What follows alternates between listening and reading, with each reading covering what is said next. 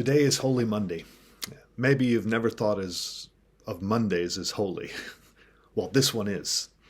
This week we're going to spend our time in the Gospel of Mark as Jesus walks through this most holy of weeks.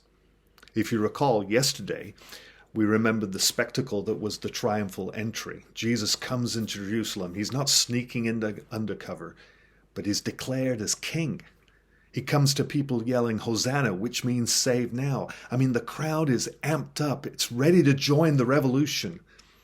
And at first it appears that Jesus is ready to lead them. He enters the temple, but then he leaves and just goes back to where he was staying. It's like the air is let out of the balloon. The hopes of those who were looking for the overthrow of Rome are disappointed once again. All this brings us to Monday. And Jesus again comes into the city. However, this time he comes alone with his disciples. No crowds, no shouts. In fact, we read something very human is going on. We're told that Jesus is hungry. All this is in stark contrast to the images of Palm Sunday. Anyway, as he makes his way into the city, he sees a fig tree in leaf. We're told that he goes up to the fig tree to see if it has any fruit. We're told that it wasn't the season for figs. All of which leaves you scratching your head when Jesus curses the fig tree because it doesn't have any fruit. Maybe the only logical explanation is, well, it's Monday, right? Well, anyway, they continue into the city and arrive at the temple, and Jesus, still hungry, starts overturning the tables and the money changers and those selling doves. He prevents people from using this outer court as a pass-through and then proclaims, "My house will be called a house of prayer for all nations, but you've made it a den of robbers." You see, Jesus was standing in the court of the Gentiles there in the temple. It would have been the place where Gentiles would have come to pray, where they could worship.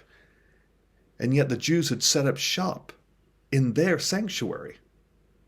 So what is going on here? What is this all about? I mean, in both of these images, the image of the fig tree, an image that would have stood for the nation of Israel, and then the image of the temple. It seems like something false is going on here. A fig tree in leaf, well, would have had what they called early figs. You couldn't eat them, but without them there would be no fruit later. Likewise, the temple seems busy enough. There was hustle, there was bustle, there was stuff going on, but just no prayer. You might say that each image proclaims something that wasn't true. And I find myself wondering on this Monday of Holy Week, if we have leaves but no fruit? Do we as a church have programs and such but no kingdom stuff? As we walk through this day, let's reflect on this. What does my life proclaim? And does it match the reality? See you on Holy Tuesday.